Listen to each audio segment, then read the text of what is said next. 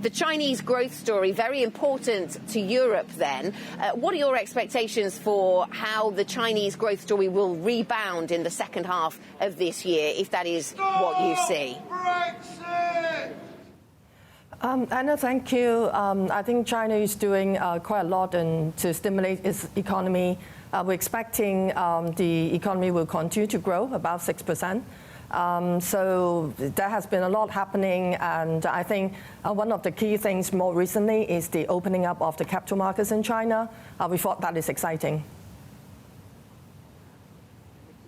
Yes, indeed. The opening up of the capital markets. Yes. What's still left to be done there? Because opening up and making more transparent these capital markets is part of the wider trade tensions between the US and China. What still is on the to-do list? What further progress would you like to see in opening up China?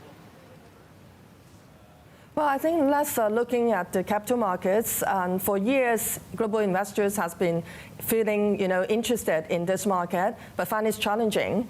And but then again, they said that this is not for today, but for tomorrow. But we believe that investing into the China capital markets, tomorrow has come indeed. And obviously, a lot of global investors has been investing into the markets through some of the connects that China has built over the past few years. We talk about the Stock Connect, the Bond Connect, and the CIBM Direct, which is the China interbank bond markets. And there has been a lot of investors going into it. Last year, if you look at foreign investments into the China bond markets, it exceeds 80 billion, and which is the largest recipient of foreign investment into the bond market among emerging markets. So, and obviously, inclusion of government and policy bank bonds into the Bloomberg Markets Aggregate Index will be a game changer. We have been talking about this for some time. Obviously, it will come on board in April. So this is exciting because from what we have been talking to investors around the world in our roadshows to Americas, Europe, Asia, they're talking about capturing this opportunity to invest further into the China bond markets. Helen, can I ask you specifically about the Greater Bay Area in China? What are your intentions in that particular part of China, hiring and revenue targets for the Greater Bay Area? Give me some specifics. Anna, thanks for that. We have been investing in the Pearl River Delta for some years now.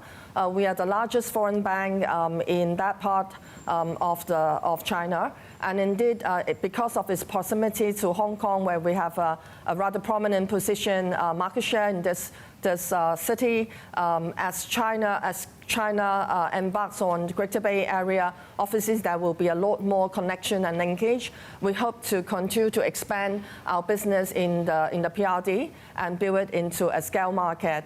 But then again, we're looking at some of the policies that has been announced, a plan, and to see whether more cross-border investments and flow of goods will be happening for this part of the world.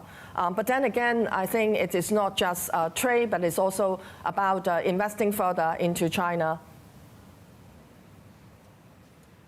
You said that you see China continuing to grow at 6%, Helen. What about default rates in China? Is the rising level of default something that is impacting your business? Are you going to have to change your lending policy in response to that situation?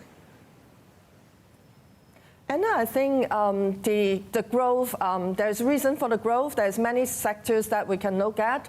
And obviously, we are, as the largest foreign bank in China, we have our clients thinking about what they do in China, be it to support them actually doing business there. And as I was talking about capital markets, in fact, helping institutional investors around the world to invest into the China market, be it A-shares or be it bonds in the market. So the business is not limiting to just lending on the balance sheet.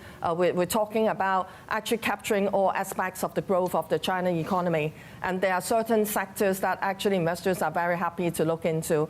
For example, the growing technology sector, the healthcare sector. So there are actually quite a lot of interesting segments in the economy that we are interested in, and we see that investors are interested in as well.